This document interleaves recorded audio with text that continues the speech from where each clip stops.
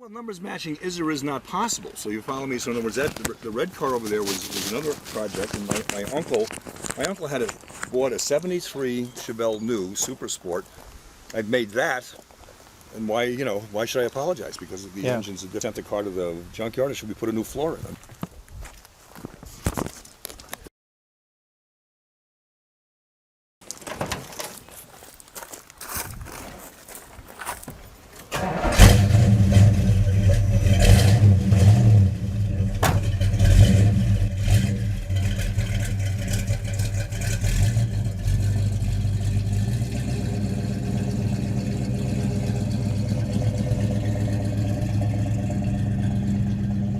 So we have the stock 15-inch wheels, 235 width in the rear. This does come with four-wheel disc brakes.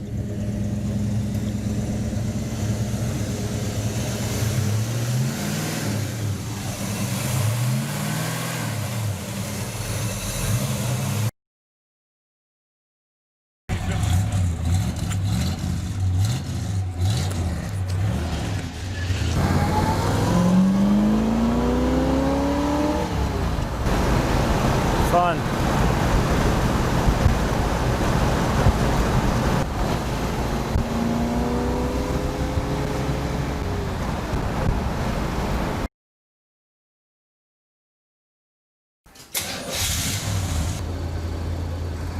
All right, we got the GM seatbelt and car's ready, and we're ready to go.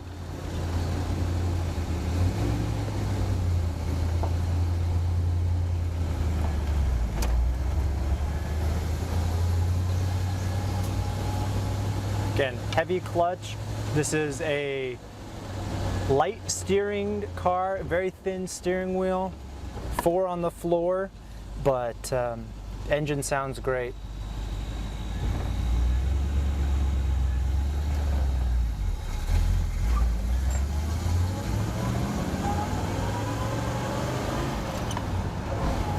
It's not blistering pace, but you've got enough pickup. It's a heavy transmission. Again, this is just a fun car. This is a convertible that you want to take out. It's a beautiful day, and it just puts a smile on your face. You've got plenty of room. It's a comfortable car.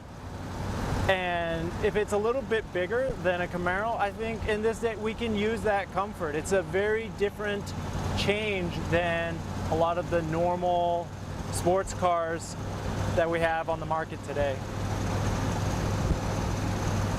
So the thing I really like about this car is it's not as popular. The name doesn't have as much cachet like a Camaro or a Mustang.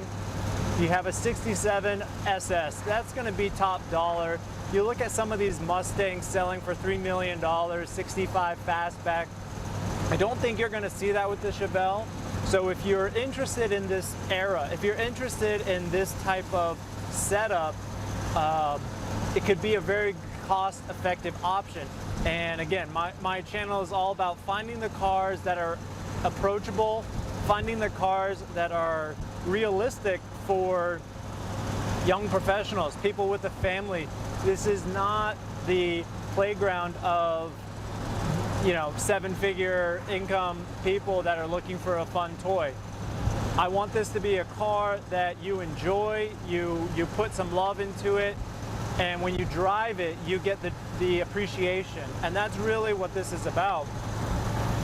There's more of these and less of those. This car is worth less money than the big block, yes. Yeah. These things drive fine, but yeah, the big block is the big dollar car for the motorheads that want them. I'm a motorhead, I like both for different reasons, but anyway, the big block is, yes, where the money is. That's Americana. Heavy clutch, 4 on the floor. It's a very basic car, but it gets the job done. Again, I think fewer bells and whistles, it just makes it that much more enjoyable.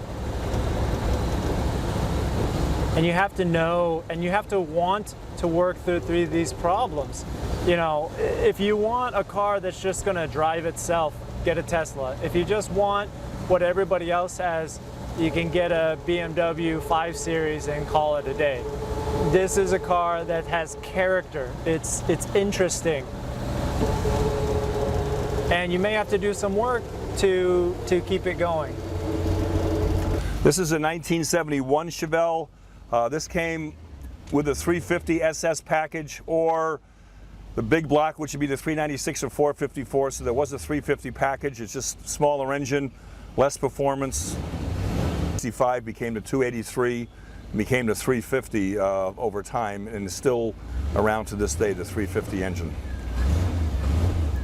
Now, I think it's really interesting what's going to happen in the collector world, because people talk about, again, next generations, they're not driving as much, they're Ubering, they live in the cities, they don't have space, they don't have car culture like a daily user, but on, you know, when they do buy a car, it becomes for a very specific purpose and, you know, for fun and for joy. And I think it'll be curious to see, again, on my generation, when I'm your age, what am I spending money on?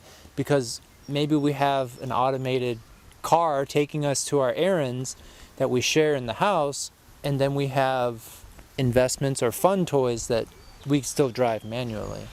And that's where you could bid up nice sounding internal combustion engines that's not electric, manual transmission, you know, that really make you feel like you got to work for it. All right, well, that's gonna wrap up my impressions. You know, I compare this car to modern day Corvettes, and they just have too much of that plastic fantastic. This is a car that is steel, it is leather, it is aluminum, and it's very raw. You can get 10 times the performance in a modern Corvette, but you're not gonna get an ounce of the character, I think, unless you get some of the Z06s or very special editions. I'd love to keep driving these cars. I think it's really critical that the next generation have, you know, these documented, and we have a comparison of what it's like to have Porsche 911, 997 comparison, S2000. Not overnight, but if you want to pick any winners or losers, it's going to be the cars that really speak to you. Right now, the manual transmission car for sport, you take Corvettes or any sports car, the manual transmission is worth 5–10% more than the automatic. Automatics are not worth zero, they're just that the purist wants the standard shift type of thing. And that being said, as the younger people buy these cars, less of them want standard, but they still want standard. That's old school. And people, no, they just want to shift the Well, it depends, I think, if they're fast. daily driving it or they're Yes. Yeah, because I'll look up the statistics and we'll flash it as 2% of cars sold, you know, in the U.S. have manual. It's something ridiculously low. I'm not saying the guy wants to go over. I'm saying in a collector car, you take a Beamer, a Corvette, any one of these things, the standard is worth more. The automatic's worth less, any way you want to put it. There's a discount. A Porsche, automatic, they come both ways.